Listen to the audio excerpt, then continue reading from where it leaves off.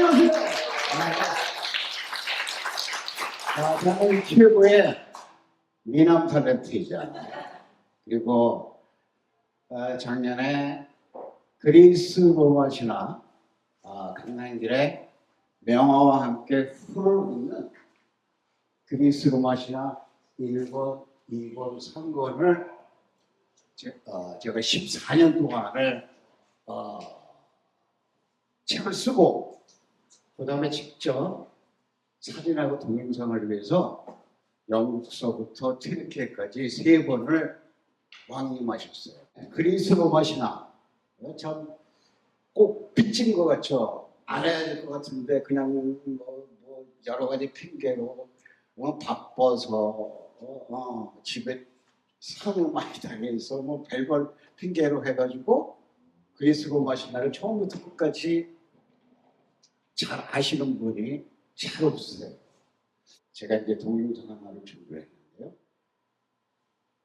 그냥 유럽 여행 간다고 생각을 하시고 이렇게 가다 보니 이야 진짜 저렇게 많았어. 그리고 저런 박물관도 있었어 하면서 영국서부터 시작해가지고 튀르키예까지 퍼스트 클래스를 타고 대한항공 칼 퍼스트 클래스를 타고 한번 다녀보도록 하겠습니다. 요거 끝난 다음에 제가 말씀을 또 드릴게요. 근데 그 중에서 정말 그리스 로마시나 유적 문모 그 다음에 명화나 그림이 많은 데는 어딘 줄 아세요? 일단 영국의 런던 내셔널 갤러리하고요. 파리 루브르 박물관 어마어마하게 많습니다. 그 다음에 여기 그림에 나올 건데 러시아의 상트페테르부르크의 에르미타스 박물관이 있습니다. 뭐 거기 이제 4대 박물관은 뭐 바티칸 박물관 이렇게 막 치는데 어마어마하게 많습니다. 그 다음에 쭉 뭐 제가 이제 이게 영서부터 쫙 나라를 돌면서 이렇게 보고 중요한 것들 이렇게 소개해 드릴 텐데 그 다음에 이제 그리스 로마 신화니까 그리스하고 로마는 기본이고요. 자, 이거 이제 여러분들 해두시고 제가 퍼스트 클래스를 같이 타도록 하겠습니다. 자, 그러면 여기 지금 요거 다음에 저 동영상 있죠? 영국부터 튀르키예까지 투어를 한다는 거. 오케이, 지금 나갑니다. 자, 보세요. 영국부터 튀르키예까지 그리스 로마 신화 유적과 박물관 투어를 하도록 하겠습니다. 자, 이제 이렇게 저는 영국이고요. 영국의 런던 아이에서 쫙 파행을 해가지고 국회의사당. 이건 이제 기본이죠, 영국 가면. 그리고 영국의 대형 박물관이 있습니다. 여기 왜 많이 가고 가이드가 무조건 가냐? 영국은 공짜예요. 왜 공짜냐? 다 훔쳐와가지고, 진짜로요. 다른 데서 다 훔쳐와가지고 공짜입니다. 다른 나라들은 다 받아요. 근데 지금 여기에 대형 박물관 유명한 거죠. 파르테논 신전. 이렇게 있고요. 여기 이런 처음을 한번 약 3000년 전에요. 지금 이 옷 이런 건 한번 보세요. 예술입니다. 이게 네레이드 바다의 유적인데요. 그 다음에 이제 영국의 대형 박물관에 대해서 런던 내셔널 갤러리 전시실입니다. 많죠? 학생들도 이렇게 하고요.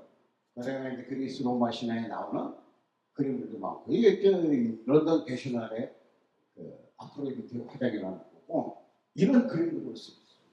페르세우스 그림 있고 그 다음에 아까 아프로디테 그 다음에는 이제 약간 사이드인데 빅토리아 알버트 뮤지엄이라고 있어요. 여기도 그래서 조금 있습니다. 그래서 이렇게 보면 어마어마하게 조각과 미술이 있습니다.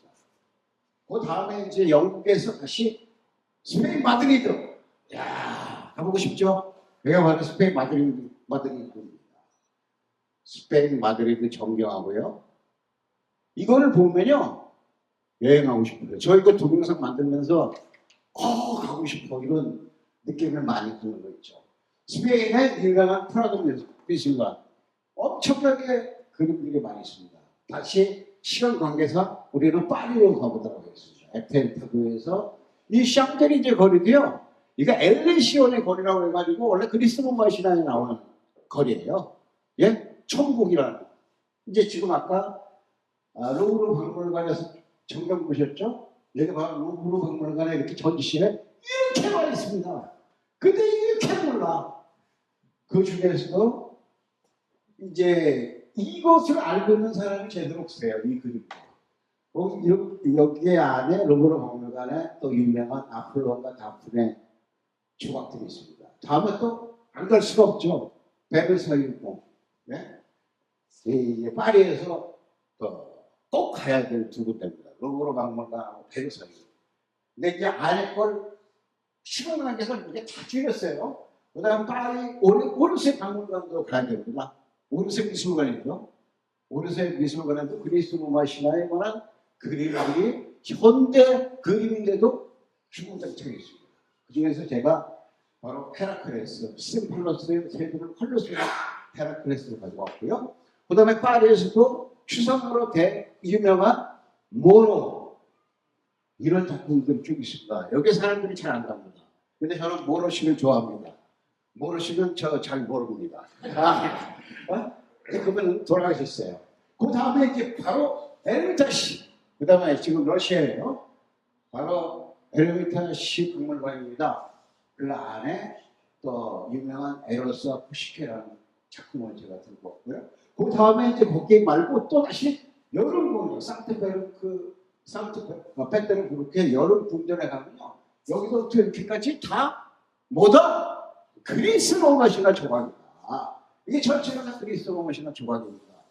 얼마나 그리스 로마 신화를 그 여왕이 좋아했으면 여기다가 이렇게 다 전체 이 안에 있는 전체 조각들이 다 뭐다? 그리스 로마 신화다. 베르사유 궁전도 조각도 뭐다? 그리스 로마 신화다. 여기는 이제 아까 국립 미술관이고요. 다시 이제 오스트리아로 가보도록 하겠습니다. 오스트리아 찍고 오스트리아 이제 빈 전경이고요. 여기 비엔나에 다시 가면 비엔나 커피가 없습니다. 그다음에 이제 여기에 빈 미술사는요 4대 5대로 꼽히는데 꼭 가셔야 돼요. 그다음에 요게 바로 쉔브론 궁이라고 하는 것은 베르사유 궁의 짝퉁이라고 보시면 되겠고요. 자, 이제는 이태리까지 왔습니다. 이태리의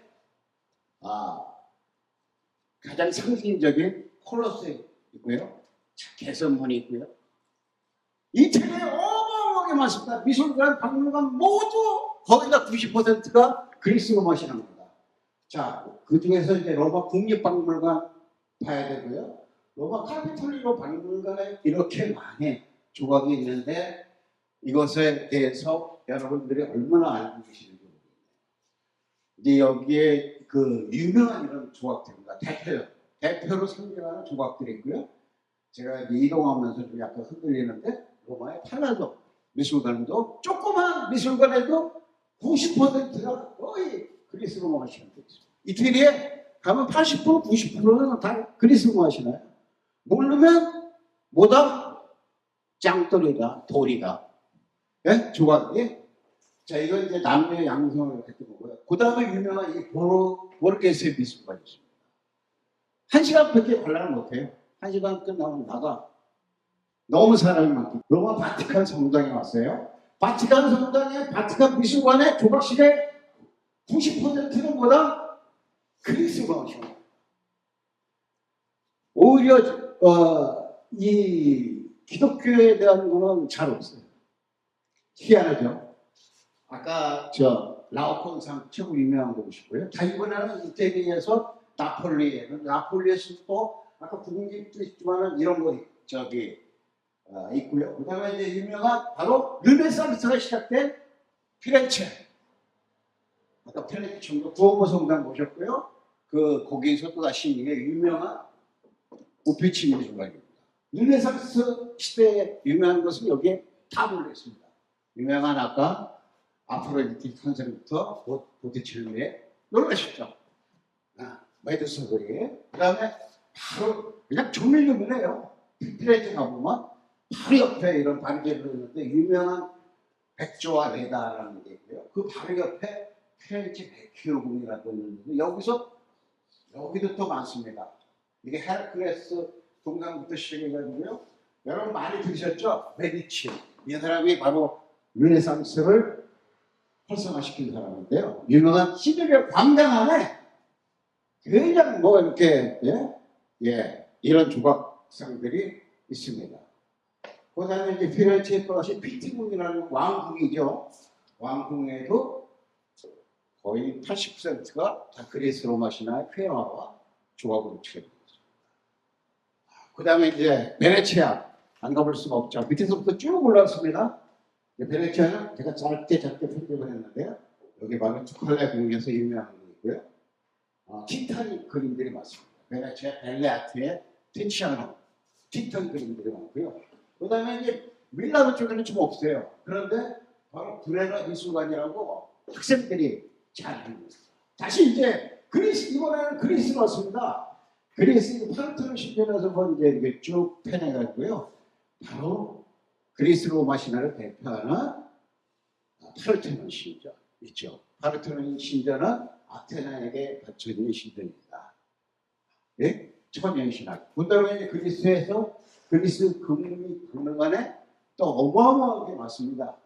그래서 대표적으로 아가멤논 황금 가면 여기에 또부터 시작해가지고 엄청 많습니다. 이게 이제 또 유명한 그림인데요. 이게 왜 유명하냐? 이거 복사품 아니에요. 진품이에요.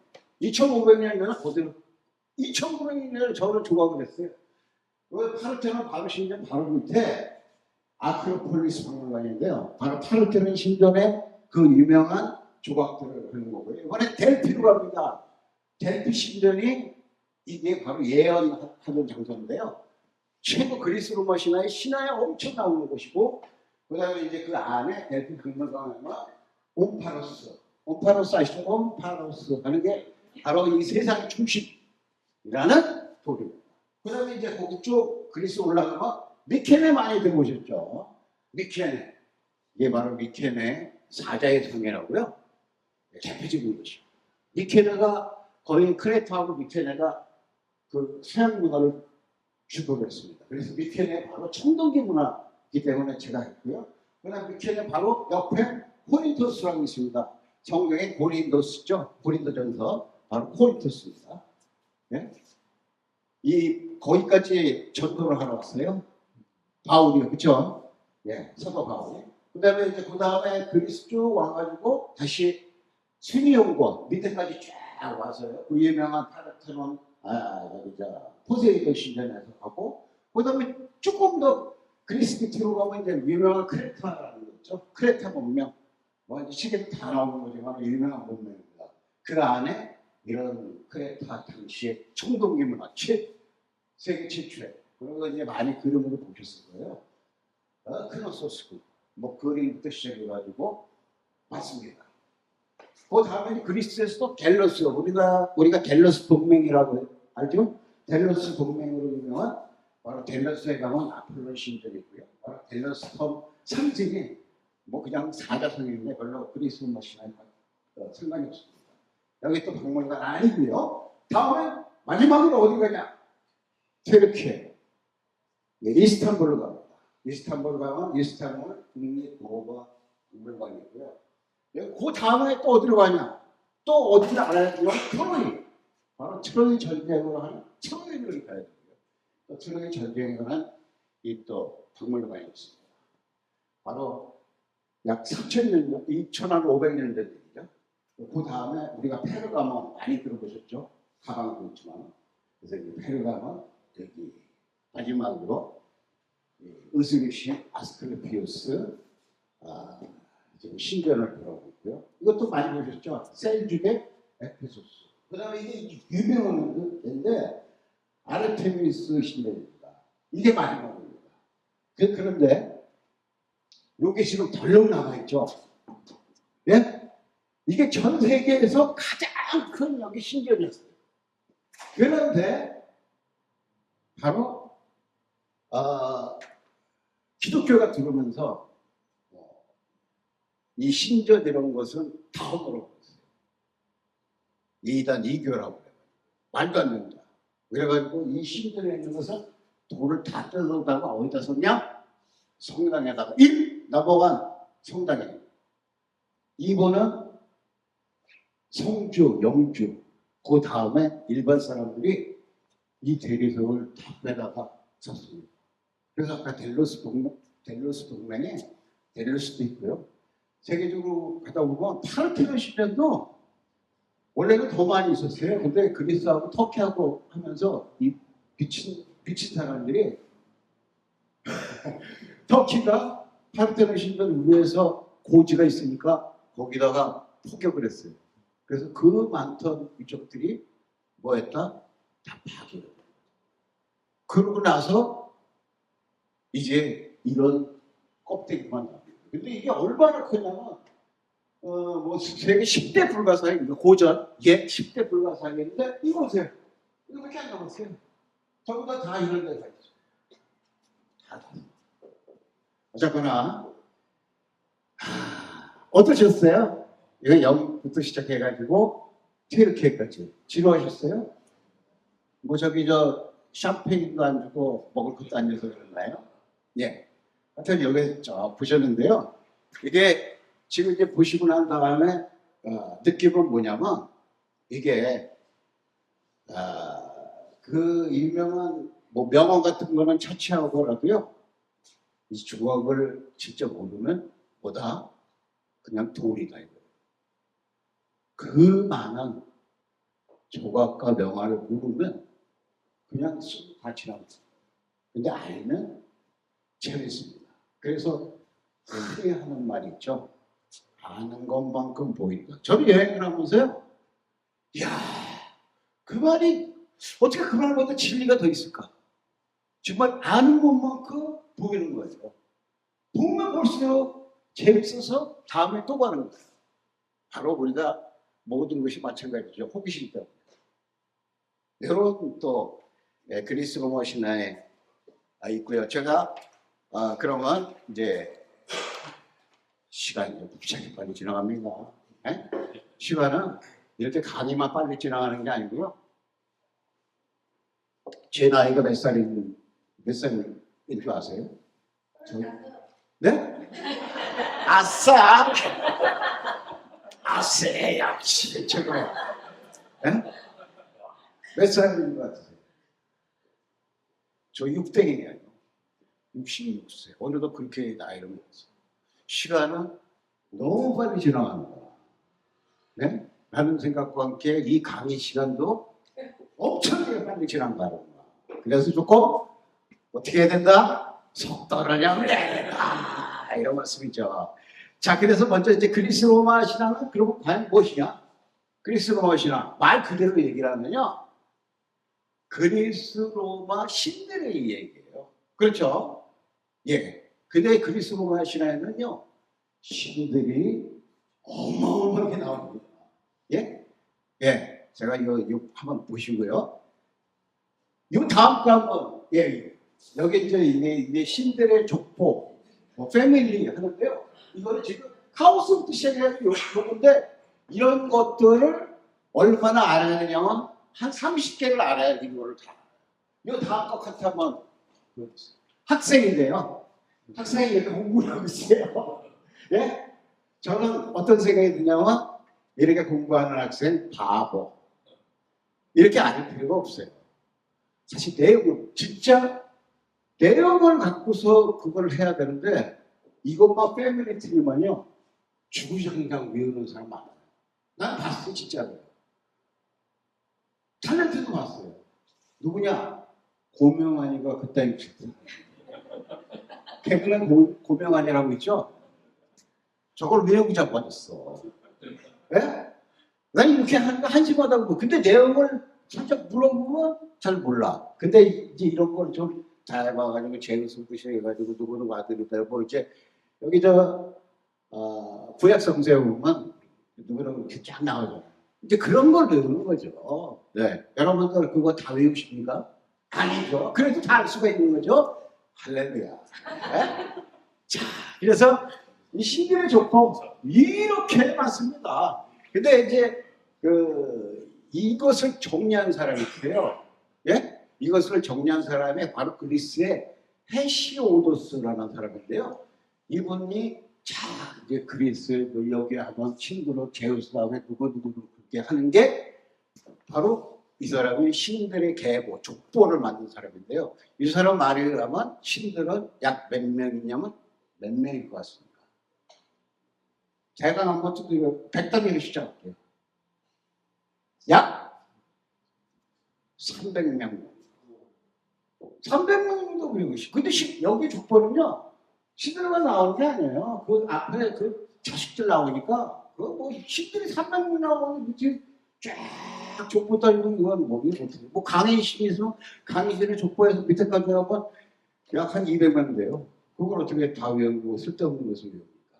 그딴 짓은 하지 마라. 네? 이해하는 겁니다. 그래서 이제 쭉 한번 보셨고요.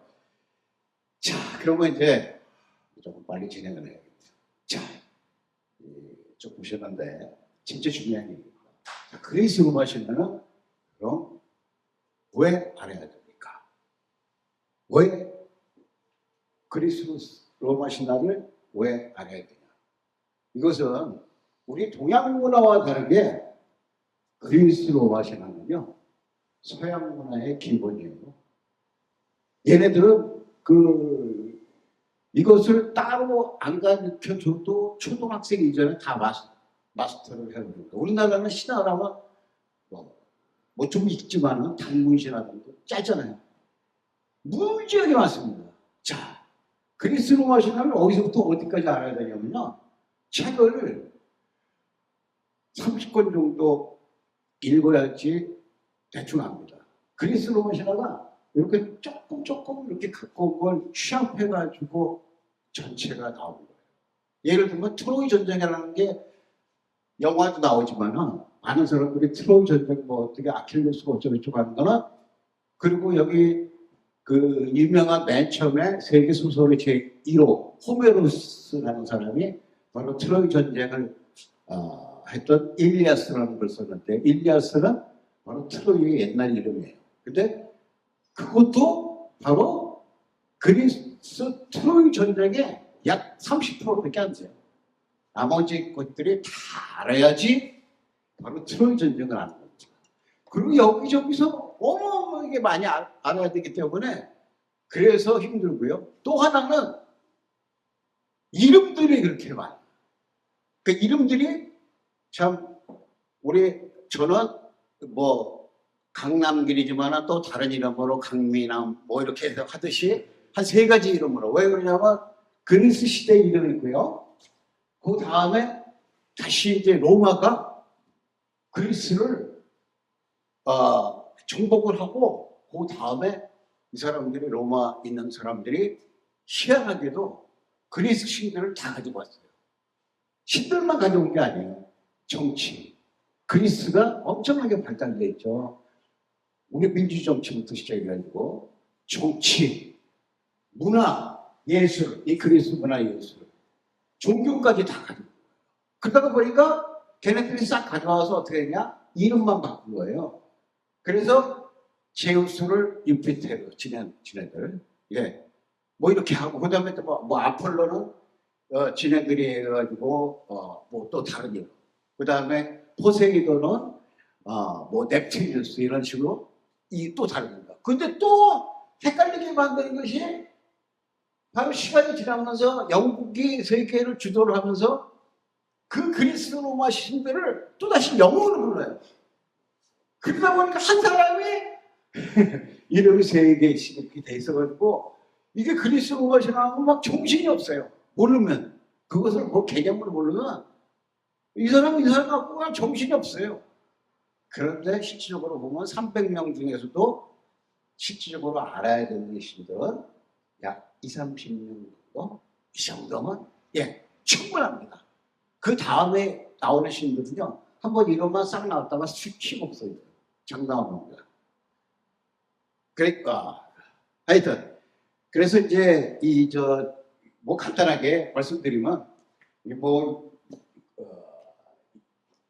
이 그리스 시대에 시대성뿐만 아니고 모든 서양 문화의 그 척도는 바로 기독교의 헤브리즘하고 그 다음에 그리스 로마 시대의 헬레니즘이잖아요. 두 가지.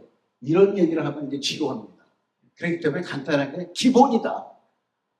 기독교도 알아야 되지만은 그리스 시대에 로마 말고 그리스 시대에 이것을 알아야지 서양 문화를 다 알 수가 있는 거예요. 또 한 가지는 뭐냐면요. 미술도 제가 이렇게 하면서 책도 많이 보고 어떤 보니까 미술도 그까짓 거 아무것도 아니다. 서양 미술도. 죄송한 말씀이지만. 왜냐? 그리스 로마 신화를 알면요. 장담하건대 서양 미술에 대해서 한 50%는 다 알고 넘어가는 겁니다. 왜냐? 그 전에는요. 르네상스라고 들어보셨죠? 14세기, 15세기 이때 딱 생기면서 그때 전에 그림을 보면요. 너무너무 한심합니다. 눈 뜨고 못 봐요. 그때까지 뭐가 살짝 있었냐면 바로 성경에 대한 그림이 나오는데요. 예수님 얼굴도 이상하고요. 이 자색도 굉장히 막 진짜 14세기 전까지 그림을 보면 그림도 거의 없지만 왜? 기독교 분명히 1000년 동안을 암흑시대를 살면서 그렇게 발달하지 않았어요. 그런데 바로 르네상스부터 시작해가지고 그때 당시에 이제 바로코로 고전까지 약 300년, 400년 동안에 그리스 로마 신화 싹 나온 거예요. 그걸 그 다음에 이제 뭐 인상파 나오고 추상파 나왔기 때문에 왜? 사진이 나오죠. 사진이 나오니까 이제 그런 게 그림 같은 거 인물화 말고는 뭐 필요 없어지는 거죠. 그래서 서양 미술에 대해서 약 50%는 알 수가 있다. 이런 말씀을 드립니다. 또 그리스 로마 신화를 또 왜 알아야 되냐? 서양 소설이라든지 서양 작품을 보면요. 그리스 로마 신화에 대한 신 이런 것들이 자주 등장합니다. 그리고 예를 들어 아폴론 같은 사람. 그럼 아폴론을 모르면 아폴론의 성격이라든지 모르면 그걸 모르는 거예요. 그렇듯이 소설 속에는요. 어마무시하게 들어가 있습니다. 또 그것만 있냐? 영화, 또 오페라, 또 맞죠? 예. 그래서 저는 뭐 시간 관계상 간단하게 말씀을 드리면 우리 서양 문화를 알 때 이거 그리스 로마 신화를 꼭 알아야 된다. 또 이외에 우리가 기본적으로 생활 속에 그리스 로마 신화를 또 볼 수가 있어요. 이거는 내가 짧게 동영상을 준비를 해왔는데요. 한번 보시겠습니다. 자, 생활 속에 그리스 로마 신화가 있어요. 무지하게 많지만 그 중에서 뭐냐? 자, 바카스 있죠? 여기 밑에 저 자막에 나갈 겁니다. 자, 마시아 바카스. 바카스는 그리스 수의 신, 포도주의 신 디오니소스의 영어식 이름입니다. 그래서 이렇게 나오죠. 그리스식 이름은 디오니소스, 로마식 이름은 바코스, 영어식 이름은 바카스예요. 이 사람 바로 대표적으로 제가 가져왔는데 인간이면서 신이 된 사람이에요. 처음으로 12신 중에서 바로 그리고 제가 이걸 왜 쓰냐면 다 상징하는 것이 있어요. 상징 동물도 이게 잘 봐주세요. 여러분 이 사람을 상징하는 건 아까 뭐다? 표범이고요. 자, 마태이란 디오니소스인데 할아버지 이렇게 술을 많이 처먹으면 뭐가 된다? 저렇게 마태이가 한다 이런 얘기죠. 그 다음에 우리 비너스 있죠? 자, 비너스는 바로 이 사랑과 민신, 아프로디테죠. 바로 아프로디테의 영어식 이름입니다. 그래서 대표적으로 이제 몇 개 골라왔는데요. 자, 비너스는 여성 소목 제품이고 유명 먹었으면 바로 사랑의 비너스 요거죠. 그 다음에 이제 우리 스타벅스 많이 보죠? 자, 스타벅스도 뭐냐? 여기에 있는 이 로고 그림을 봐주세요. 스타벅스의 중앙 로고 그림은 그리스 로마 신화의 사이렌입니다. 우리가 우리는 사이렌도 마찬가지고요. 자, 사이렌은 트로이 영웅 오디세우스와 귀환도 만나는 처녀 괴물이에요. 그래서 얼굴이 새인 새들은 이렇게 아름다운 노래로 유혹을 해가지고 이 잡아 드시거나 해결을 안마시키는데 여기에 지금 이렇게 해결을 두고 있습니다. 스타벅스 부분은 사이렌이 아름답고 달콤한 노래를 베스트셀러를 유혹한 것처럼 스타벅스의 치명적인 커피 맛의 유혹으로 많은 고객을 잡겠다는 겁니다. 나이키 나왔습니다. 너무나 유명하죠. 자, 나이키 보세요. 니키는 그리스 승리의 신으로 영어식 이 나이키다. 나이키 상품 로고는 니키 여신의 날개를 여기서 표현하는 것이다. 이렇게 되거든요. 그 다음에 우리나라 이지스함이라고 세종대왕이 있습니다. 요거 바로 이지스가 뭐냐? 이지스는 전쟁의 신 아테나의 무적의 방패하고요. 그 다음에 또 있습니다. 제우스죠. 제우스의 무적의 방패인 아이기스의 영어식이거든요. 그만큼 막강하다. 그리고 군사에 나오는 용어는 거의 다 그리스 로마에서 따왔습니다. 왜? 막강하기 때문에. 그 다음에 터키의 저가 항공이 바로 페가수스 항공이라고 있어요. 이것은 바로 이 지금 헤르메스가 페가수스를 타는데 페가수스는 하늘을 나는 천마 이름 있죠. 바로 메두사 머리에서 나오는. 그 다음에 우리가 판도라 상자라고 너무 뭐 TV 제목도 있고 그렇지 않습니까? 판도라는 뭐냐?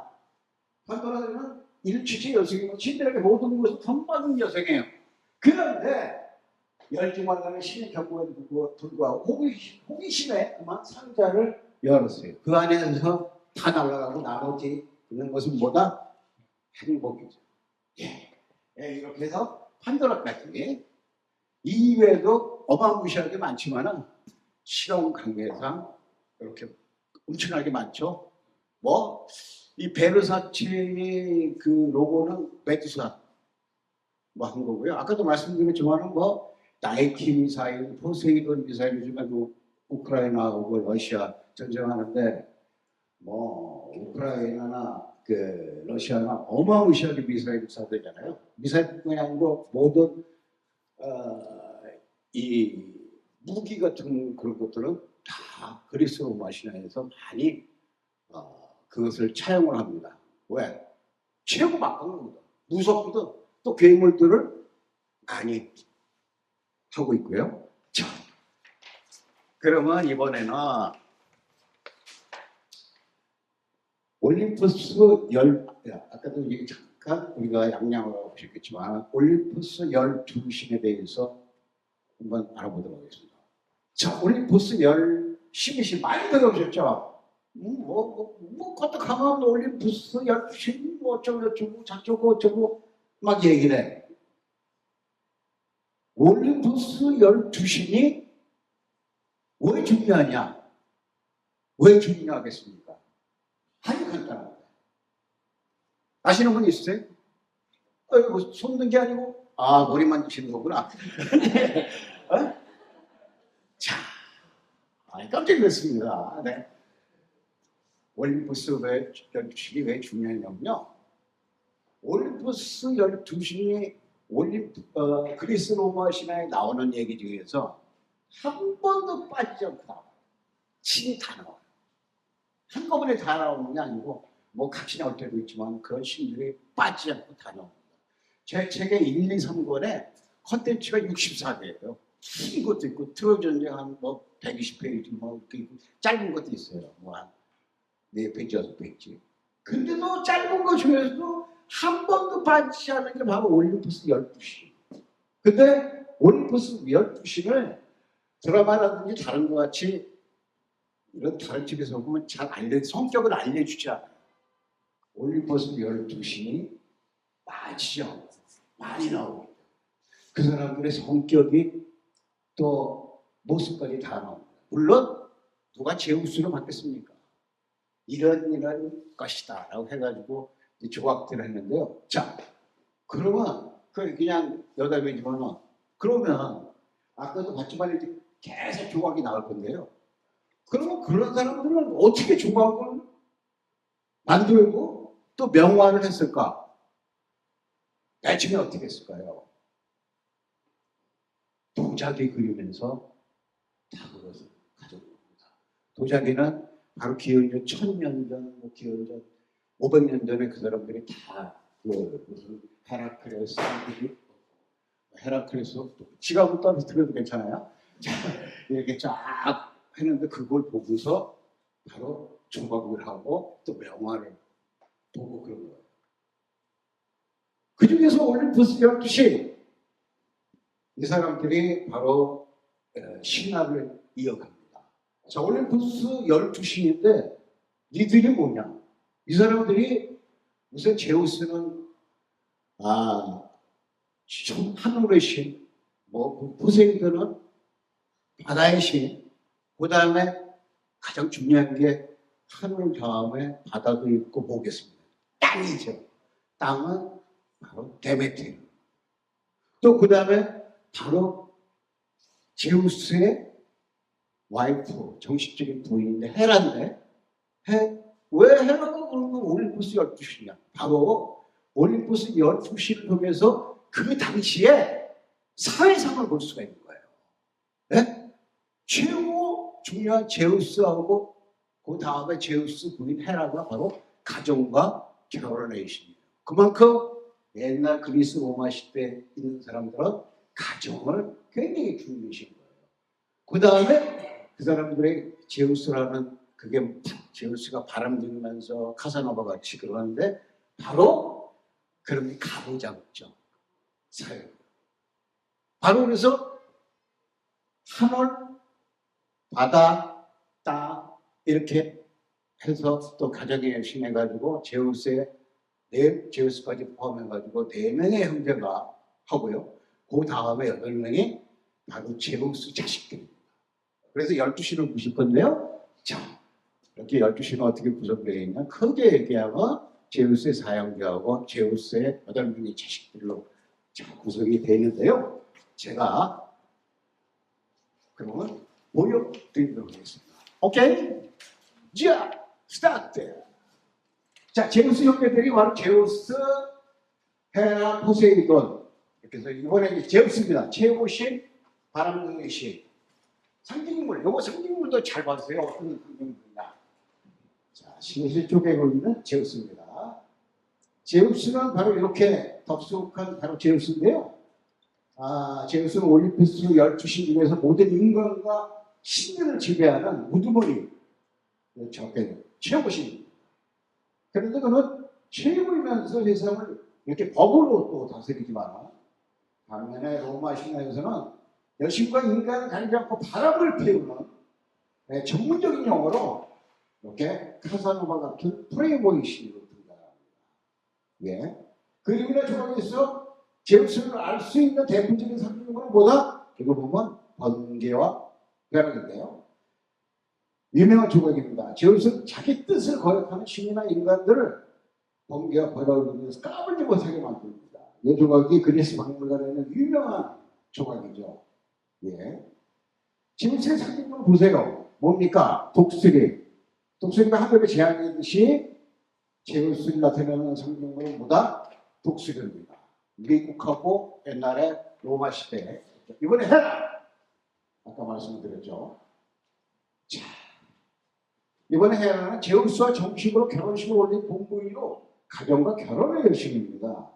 그런데 이 여신은 남편 제우스가 결혼 후에도 이렇게 몰래 수많은 여신들과 바람을 피우면서 아주 지금 둘이 괜찮은 장면입니다. 또 인간 여성들과 관계에서 길쭉이 석탄처럼 자식들이 생겨나고 이제 질투의 화신이 됩니다. 그래서 제우스 애인과 그 자식들에게 가혹할 정도로 심한 복수를 하는데요. 자, 헤라를 대표하는 상징동물은 뭡니까? 여기 보이는 공작새다. 이건데요. 그림과 조각에서 이 동영상과 같이 헤라 옆에 공작새가 등장하면 100% 누구다? 예, 맞습니다. 100% 헤라라고 생각하시면 됩니다. 이거 상징문 엄청나게 중요해요. 이제 보시다가 잘 몰라도 상징문만 보면요. 유럽 여행할 때 금방 알 수 있습니다. 이거 제가 장담합니다. 상징문 엄청나게 중요합니다. 자, 포세이돈인데요. 제우스와 형제죠. 폭풍과 해일을 일으키는 바다의 신이면서 이분은 바다에서 말을 타고 다녀요. 그래서 포크 모양의 상층을 휘둘러가지고 바람과 비를 다스리고 폭풍과 해일 그리고 지진을 일으키는 신입니다. 포세이돈을 딱 보면 알 수 있는 대표적인 상징물은 바로 성지창하고요. 말입니다. 왜 말인지는 나중에 또 시간이 있을 때 설명드리겠습니다. 자, 이번에는 바다 위에서 땅입니다. 땅, 대지와 공물의 신 데메테르. 예. 다만 데메테르는 대지와 공물의 여신으로 원래는 제우스 누나였는데 아내가 된 여신이죠. 그녀는 땅, 그러니까 대지의 여신인데 땅에서 뭐 중요한 게 뭐겠습니까? 예. 수천 년 전에 지금보다 땅에서 먹고 사는 게 바로 뭐죠? 곡물이죠. 예? 그래서 데메테르는 신화에서 엄청 중요한 여신입니다. 데메테르의 상징물은 곡식과 이삭, 과일인데요. 보시죠. 이 여신은 그러니까 저기서 머리에 곡식으로 된 화환을 쓰고 딱 그래서 알 수가 있어요. 손에 변화빌, 보리 또는 과일 된 모습을 둔다고 합니다. 요 그러면 거의 앞으로 이 곡식하고 과일은 뭐다? 데메테르 여신이라고 합니다. 땅의 여신 데메테르고요. 자, 이거는 제우스의 8명의 자식들입니다. 자, 이거 어디서 이렇게 안 보여줍니다. 제가 4일 동안 작업한 겁니다. 네. 자, 이번엔 아폴로 대학 공설 많습니다. 뭐 예수 계신 상징물은 월계수업이라고요. 이게 유명한 벨베데레의 아폴로입니다. 바티칸 망물의 유명한 것이죠. 아폴로는 올림포스 제우스하고 사역이 넘버 2입니다. 그래서 아주 여러 지위하고 직책을 가지고 있는데 중요한 신이죠. 우선 아폴로는요, 보시는 것 같이 매일 하늘 동쪽에서 서쪽으로 태양마차를 타고 달리면서 예, 지상에 태양을 비추는 태양신입니다. 태양도 옛날에 중요했죠. 그 다음에 이 사람은 뭐냐, 이분은 뭐냐, 젠틀한 스타투에서 사람들에게 예언을 해주는 예언의 신이기도 하고요. 또 우리나라 양국 선수와 같이 백발백중 화살을 내서는 공수의 신이기도 합니다. 많죠? 또 있습니다. 또 이번에는 병을 고쳐주는 의술의 신이기도 하죠. 그것 이외에도 또 띵까띵까 리라라는 악기를 잘 연주하는 음악가 예술의 신이기도 합니다. 자, 아폴론의 상징은 월계수하고 리라인데요. 자, 리라 들고 있죠? 이렇게. 근데 만약 그림이나 조각에서 이런 걸 쓰면 아폴론이다. 이번엔 아르테미스입니다. 아르테미스 역시 제우스 딸인데요. 앞에서 설명한 아폴론과는 쌍둥이 남매지간입니다. 그녀는 이렇게 어깨 화살통을 딱 메고 손각대를 누르는 사냥과 궁술의 여신인데요. 자, 화살 실력은 아폴론 보험가로 백발백중을 자랑하는 명사수입니다. 예. 아르테미스는 그것 이외에 사냥과 여신 이외에 달의 여신이기도 합니다. 저기 머리 보면 초들까지 보이죠. 그래서 딱 보면 누구다? 아르테미스다. 또 달의 여신이라고 할 때 이렇게 위에 초술까지 있습니다. 대표적인 상징물은 딱 알 수가 있는 게 활과 화살. 그리고 같이 나오는 상징 동물은 사슴하고 사냥개입니다. 뭐 이렇게 쭉 관광하시다가 이거 아르테미스구나 이렇게. 또 참고로 아르테미스는 물 건너온 신인데요. 다선의 상징이었다고 하는데 그래서 이 튀르키예 에페소스 박물관에는 이렇게 엄마 축주가 주렁주렁 달린 주박도 볼 수 있습니다. 자, 이번엔 얼마 안 남았습니다. 아테나로 가겠습니다. 자, 아테나는 올림푸스 12신 중에서 아폴론 다음가는 서열이 넘버 3인 여신인데요. 멋있죠? 이 여신은 지혜와 전쟁, 또 예술의 여신이기도 하고요. 아테나는 특이하게 저기 보시면 제우스 머리에서 갑옷을 입고 창을 든 완전 무장 상태로 태어났습니다. 그래서 신하죠. 말도 안 되는 얘기지만. 예. 그래서 그림과 조각에서 아테나는 항상 이렇게 갑옷과 튜브를 쓰고 창과 방패를 드는 모습으로 등장합니다. 세계 문화에서 1호인 이 파르테논 신전은 처녀의 지혜라는 뜻으로요. 천녀의 신인 아테나의 신에게 바쳐진 신입니다. 이 정도는 알고 계시죠? 아테나를 상징하는 동물은 뭘까요? 예, 그런데 지혜롭다는 올빼미입니다. 예, 특이하죠? 자, 이번에는 헤르메스로 가보도록 하겠습니다. 또 많습니다. 전령, 도도, 여행, 상해 그런 신이 제우스 아들이고요. 이번에 소개해드린 헤르메스 제우스 아들인데 그 지휘자 역할이 아까 보셨듯이 매우 다양합니다. 가장 중요한 임무가 있습니다. 제우스의 수행 비서로서 심부름을 담당하는 전령의 신이에요. 군에서 전령이라고 하죠. 또 죽은 자들은 이 세계에서 조선으로 안나는 영혼의 안내자입니다. 중요한 신이에요. 이 밖에 또 헤르메스는 이렇게 피를 부는 것, 즉 목동의 신이기도 하고요. 길과 여행자의 신이기도 하고 또 상인과 도둑들의 신이기도 합니다. 헤르메스는 날개 달린 샌들하고 지금 이제 샌들을 붙고 있죠. 이렇게 또 날개가 있는 모자를 쓰고 하늘을 쌩 하고 날아가서 소식을 전하는데 앞으로 그림이나 조각에서 어떻게 날개 달린 모자하고 샌들을 신고 또 이렇게 채만 지팡이를 들고 있으면 그냥 틀림없이 헤르메스라고 생각합니다. 오케이? 네. 이번엔 아프로디테 가도록 하겠습니다. 제우스 딸이고요. 사랑과 미의 신입니다. 많이 보셨죠?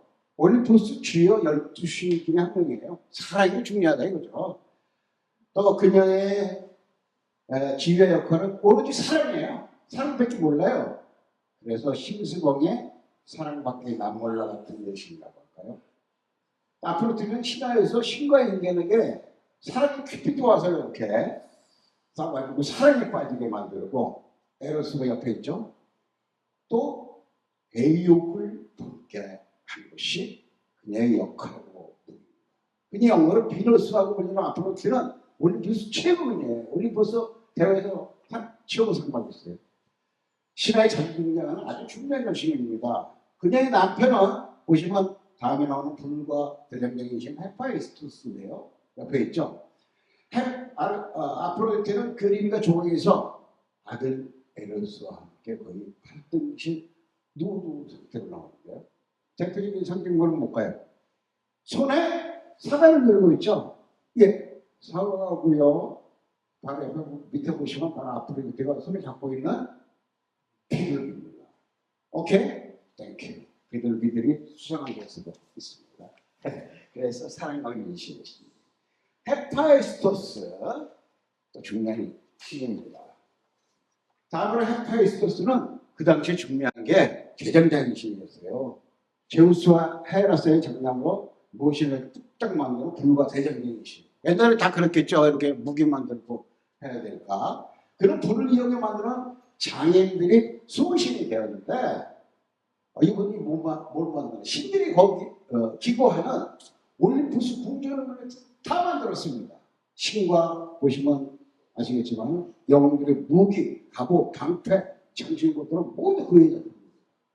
그런 다리를 조금 저는 불편한 몸에 올림푸스 추남에 속하는데요. 그 안에는 바로 올림푸스 최고 미인이면서 남자를 상당히 밝히는 아프로디테죠. 헤파이스토스는 억센 팔을 가지고 있는 대장장이 신인데요. 이렇게 그림과 또 조각에서는 수염과 털이 많은 사나이로 등장을 하고요. 열심히 일하고 있어요. 자, 상징적인 것은 개장간 장면하고 망치와 햄머 이렇게 딱 볼 수 있습니다. 자, 순서로 나왔습니다. 이번엔 아레스입니다. 아레스는 전쟁의 신인데 아테나와 반대로 나쁜 운명의 전쟁의 신입니다. 제우스와 헤라 사이의 아들 중에서 차남이고요. 앞에 나온 헤파이스토스 있죠? 친동생이에요. 근데 잘생기긴 잘생겼지만은 나쁘고 피를 좋아하는 야만적인 전쟁의 신인데 그러니까 역시 전쟁의 여신이 아테나가 사람과 도시를 보호해주는 좋은 전쟁의 여신 반면에 그런데 아레스는 살인을 즐기는 잔인한 전쟁의 신이요 아테나와 반대 개념의 전쟁의 신으로 보시면 됩니다. 아테나는 아레스는 그림이나 조각에서 미남형의 건장한 체력을 가진 모습으로 등장하는데요. 척보만 알 수 있는 성경은 바로 갑옷과 투구, 창과 부패. 가서 조각을 딱 보면 알 수가 있는 거예요. 이제는 주로 자기 형수 앞으로 득회하고 연예인만 하다가 득해가지고 개망신당하는 그런 내용으로 나옵니다. 네. 자, 이번에 마지막으로 디오니소스 나왔습니다. 바로 술의 신. 네. 포도주의 신이죠. 많은 분들이 이분을 좋아합니다. 디오니소스는 술하고 포도주의 신인데, 예. 그는 유일하게 아까도 말씀드렸듯이 제우스 머리에서 튀어나온 아테나만큼 아주 특이한데요. 어디서 나왔냐? 그의 어머니 세멜레라고 있어요. 노파로 변신한 헤라 유혹 속에서 그만 플레타 축구합니다. 이때 제우스가 재빨리 태아를 뱃속에서 꺼낸 다음 자기 이 넓적들이 9달이 될 때까지 인큐베이터처럼 키워가지고 태어나서 나중에 신이 된 인간입니다. 디오니소스는 술과 포도주 신이기 때문에 그림이나 조각에서는 머리에 포도나무 화합니다. 포도나무 지팽이, 여기 티로스 지팽이라는 거죠. 한 손에 푸고 또 한 손에 술잔을 들은 모습으로 당당하게 등장합니다. 그리고 대표는 상징동물 아까 말씀드렸듯이 저기 앞에 보이죠? 표범, 호랑이입니다.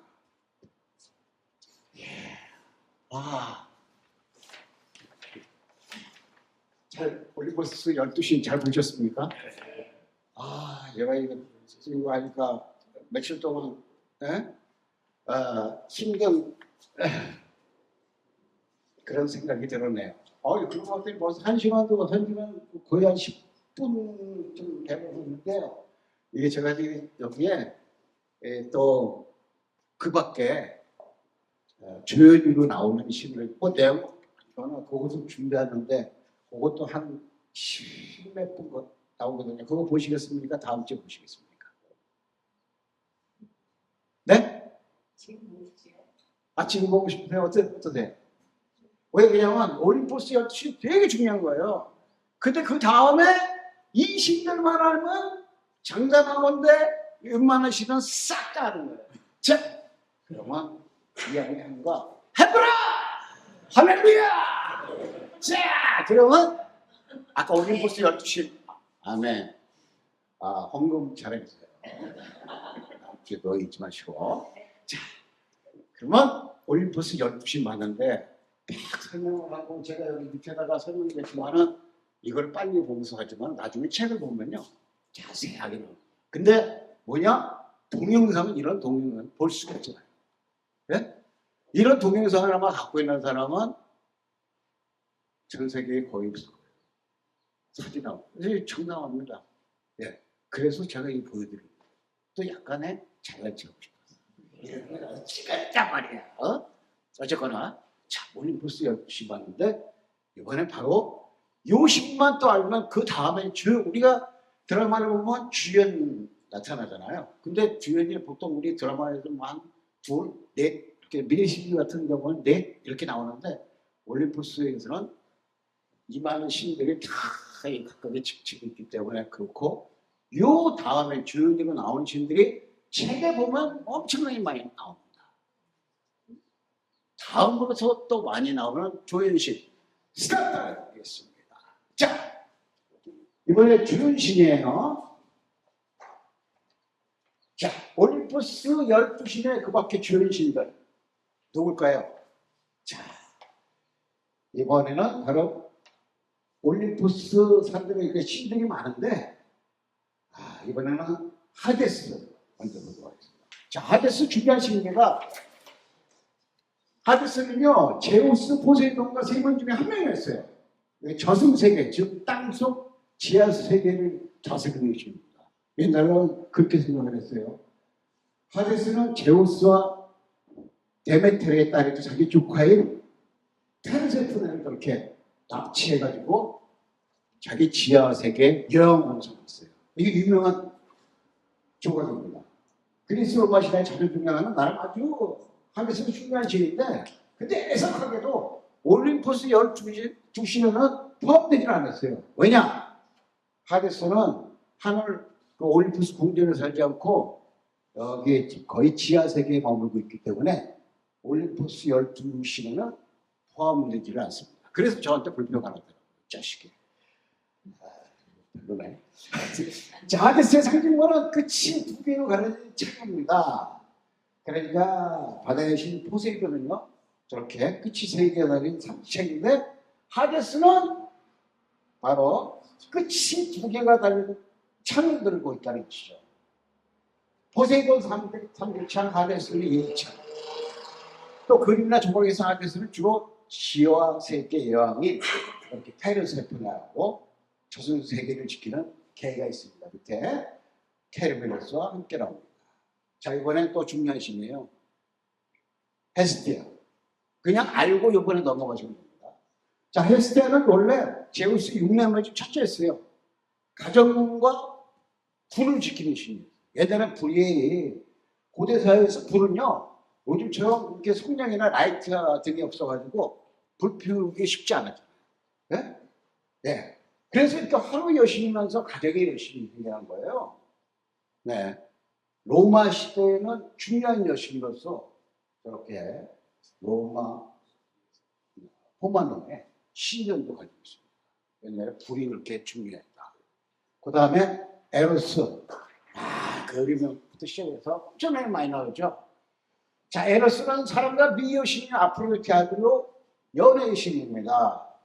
영어로는 뭐라고 하죠? 큐피드라고 하는데요. 왜 우리가 흔히 사랑의 큐피드 화살을 받았다고 하잖아요. 그럴 때 그 사랑의 큐피드 화살을 손자가 바로 에로스입니다. 에로스는 신과 인간을 가리지 않고 눈에 보이지 않는 화살을 쏘아가지고 모든 이들 사랑에 빠지게 만드는데 지금 인기 짱입니다. 예? 네, 수많은 그림이나 조각에서 어깨에 날개를 달고 활과 화살을 든 귀여운 꼬맹이 모습으로 나오고요. 사랑에 관한 모든 그림에서는 약방의 감촉처럼 빠지지 않고 에로스가 여기저기 등장합니다. 이번에는 니케. 아까 보셨죠? 많이 나오는 거 승리의 신. 옛날에 그 전쟁이 많았기 때문에 많이 나오죠.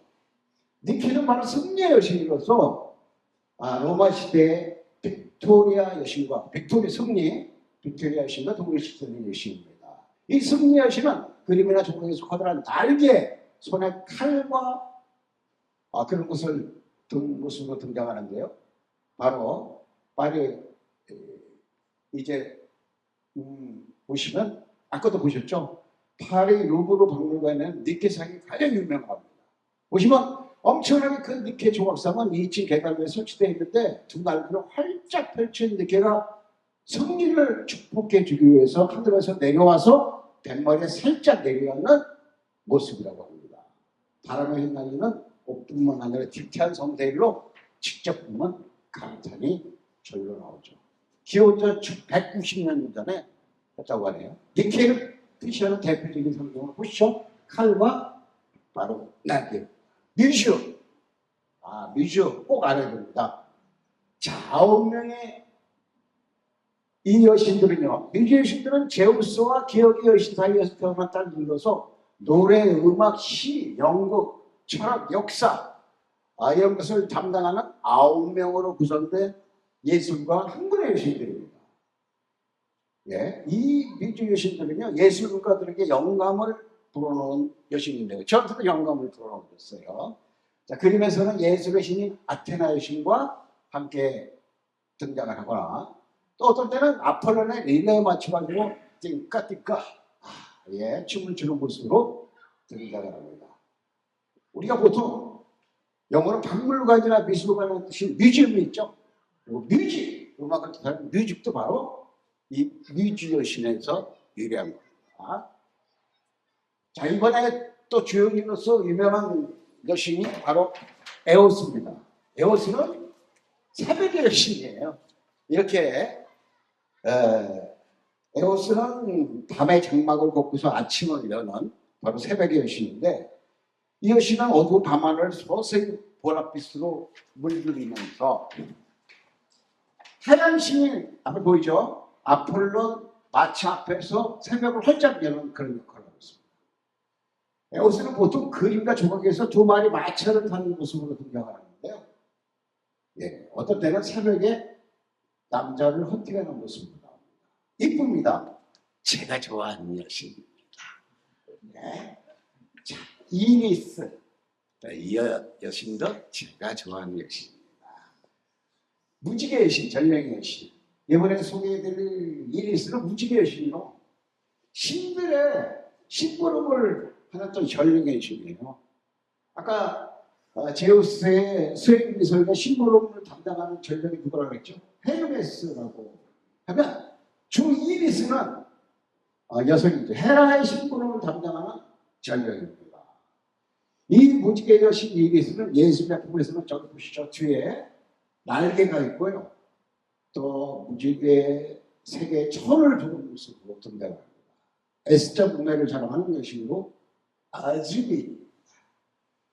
이번에 오케아노스 가보도록 하겠습니다. 유명한 또 신입니다. 오케아노스가 온 대지를 둘러싸고 있는 거대한 대양의 신입니다. 옛날 그리스 사람들은요, 저렇게 지구가 원반처럼 납작하고 평평하다고 생각해요. 이게 바로 오케아노스입니다. 물이요, 가장자리를 거대한 강물에 둘러섰다고 생각을 했는데요. 이렇게 지구 뒤를 둘러싸고 흐르는 거대한 강은 의인화한 신이 바로 대양신 오케아노스인데, 이 대양신 오케아노스는 지리적으로 발전했어요. 그래서 오늘날 대륙을 뜻하는 거대한 대양을 보다 대양, 즉 오션이 되죠. 지금 미술작품에서 긴 수염을 가진 모습으로 시기피하게 자주 등장을 하는데, 로마의 텔레비전에서 정중앙에 있는 분이 바로 포세이돈이 아니고 누구다? 오케아노스입니다. 아는 분 별로 없습니다. 거기다 포세이돈이라고 알고 있습니다. 자, 이번에는 판. 이 신도 많이 나옵니다. 재미있는 신입니다. 우선 판은 숲 같은 양치기 목축의 신인데요. 신의 양육처럼 많이 나오는 신입니다.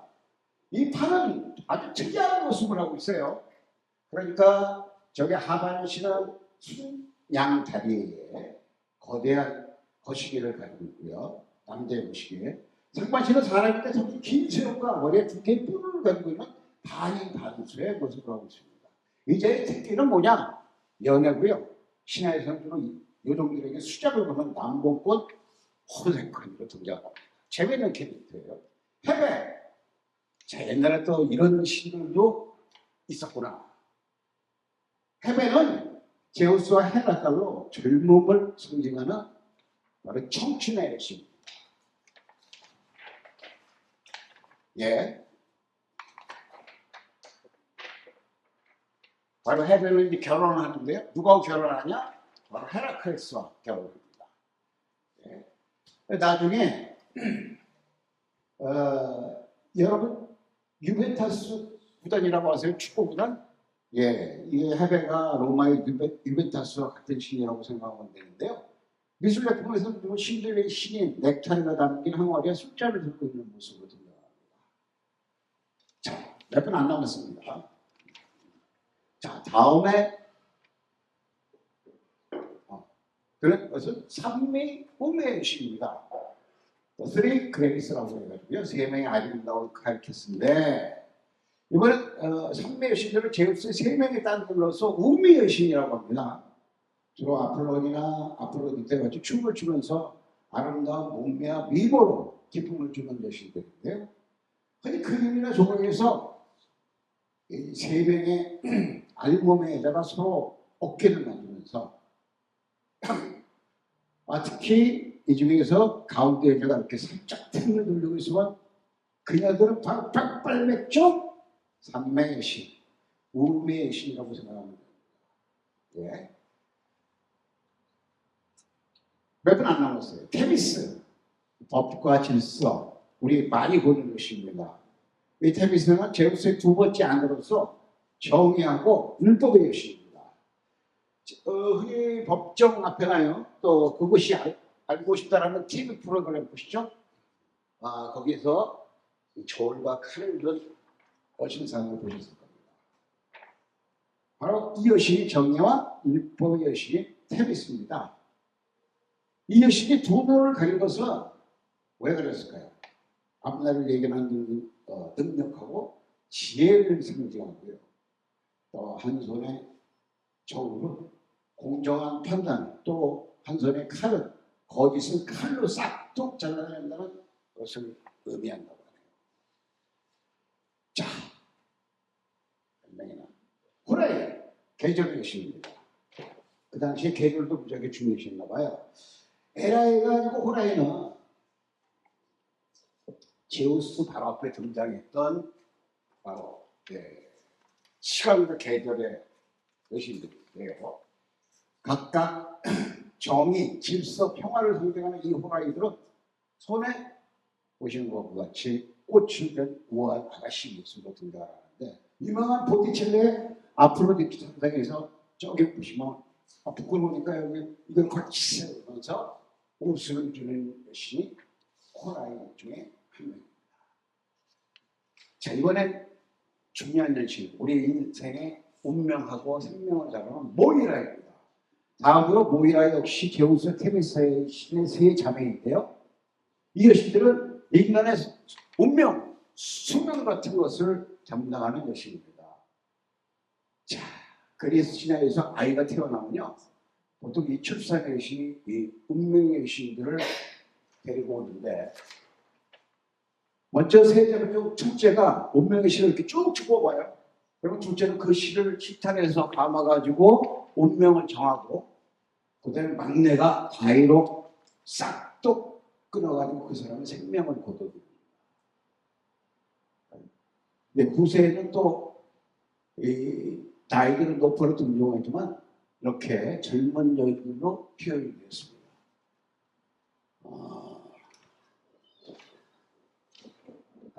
몇 번 안 남았습니다. 자, 다음에 에레니에스, 복수의 여신들입니다. 복수의 여신들은 세 명으로 구성되는데요. 이 여신들은 인간의 온갖 죄를 처벌하지만 그 중에서 특히 그 친족 간의 살인을 복수하는 여신입니다. 무섭죠, 저렇게. 산 사람뿐만 아니라 죽은 사람에게도 악착같이 벌을 주는 여신인데, 지하 세계에 사는 이 여신들은 눈에 피가 줄줄 흐르고 머리에 뱀이 휘감고 있고요. 손에 또 횃불을 든 무서운 여신들로 등장합니다. 파마, 미용실에 사는 파마가 아니고 소문의 여신입니다.